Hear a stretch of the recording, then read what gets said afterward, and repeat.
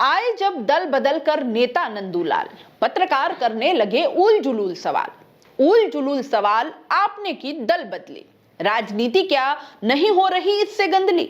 नेता बोले व्यर्थ समय मत नष्ट कीजिए, जो बयान हम दे ज्यों का त्यों छाप दीजिए। काका हाथरसी की कविताओं की ये पंक्तियां आज बड़ी प्रासंगिक लग रही है, क्योंकि सवाल अब यहां किसी को नहीं भाते, लेकिन सवाल तो उठेंगे। सवाल ये कि भारत की राजनीति में ऐसा क्या हुआ कि इतना बवाल हो गया। सवाल पूछना इतना दुश्वार क्यों हो गया? क्यों सवालों से, आरोपों से इतनी एलर्जी है? अगर कुछ गलत नहीं तो जिम्मेदारी से क्यों बचते हैं? क्यों हर सवाल पूछने वाले हर एक को बाहर करते हैं?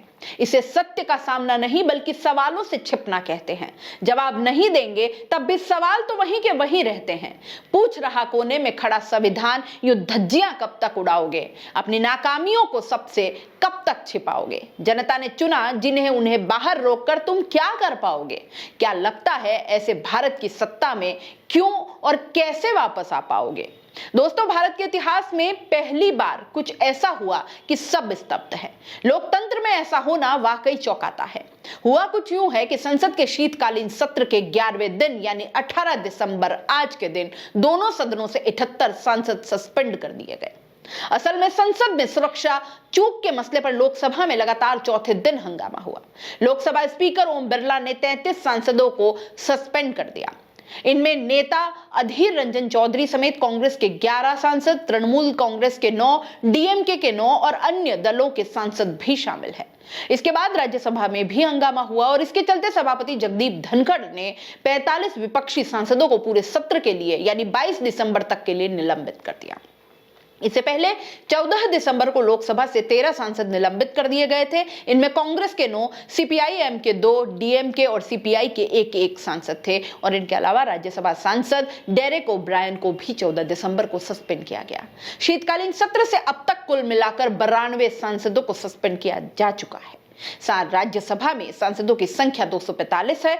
इनमें भाजपा और उसके सहयोगी दलों के 105, इंडिया गठबंधन के 64 और अन्य 76 हैं। इनमें से विपक्ष के 46 सांसद पूरे सेशन के लिए सस्पेंड कर दिया गया है। वहीं लोकसभा में इस समय सांसदों की संख्या 538 है। इनमें एनडीए के 329, इंडिया के 142 और अन्य दलों के 67 सांसद हैं। इनमें से 46 सांसद पूरे सत्र के लिए सस्पेंड हो चुके हैं।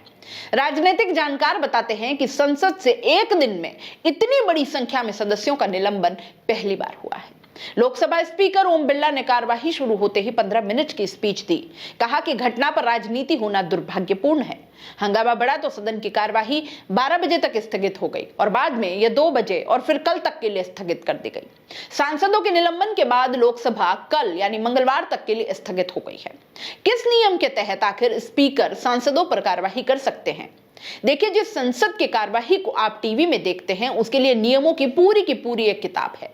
सदन में इसे रूल बुक के जरिए चलाया जाता है और इसी बुक के रूल 373 के तहत यदि लोकसभा स्पीकर को ऐसा लगता है कि कोई सांसद लगातार सदन की कार्यवाही बाधित कर रहा है तो वो उसे उस दिन के लिए सदन से बाहर कर सकता है या बाकी बचे पूरे सेशन के लिए भी सस्पेंड कर सकते हैं। वहीं इससे ज्यादा अड़ियल सदस्यों से निपटने के लिए स्पीकर रूल 374 और 374A के तहत कार्यवाही कर सकते हैं। कांग्रेस के सांसदों पर रूल 374 के तहत ही यह कार्यवाही की गई है। ऐसे में इस रूल के बारे में जानते हैं। लोकसभा स्पीकर उन सांसदों के नाम का ऐलान कर सकते हैं जिसने आसन की मर्यादा तोड़ी हो या नियमों का उल्लंघन किया हो और जानबूझकर सदन की कार्यवाही में बाधा पहुंचाई हो।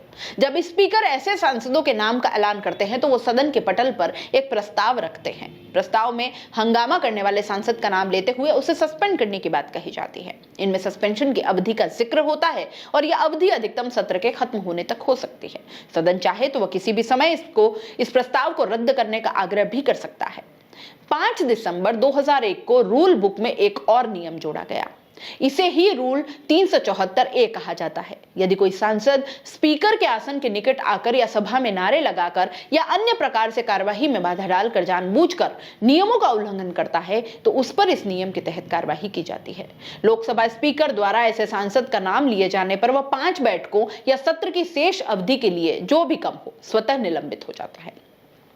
कांग्रेस अध्यक्ष मल्लिकार्जुन खड़गे ने सांसदों के निलंबन को लोकतंत्र पर हमला बताया है। उन्होंने कहा कि पहले घुसपैठियों ने संसद पर हमला किया और अब मोदी सरकार संसद और लोकतंत्र पर हमला कर रही है। निरंकुश मोदी सरकार में 47 सांसदों को निलंबित करके लोकतांत्रिक मानकों को डस्टबिन में फेंका जा रहा है। हमारी मांग है कि गृह मंत्री अमित शाह इस मुद्दे पर दोनों सदनों में बयान दे और इस पर चर्चा हो। आप क्या सोचते हैं इस पूरे मामले पर? इस पर कमेंट बॉक्स में जरूर बताइए।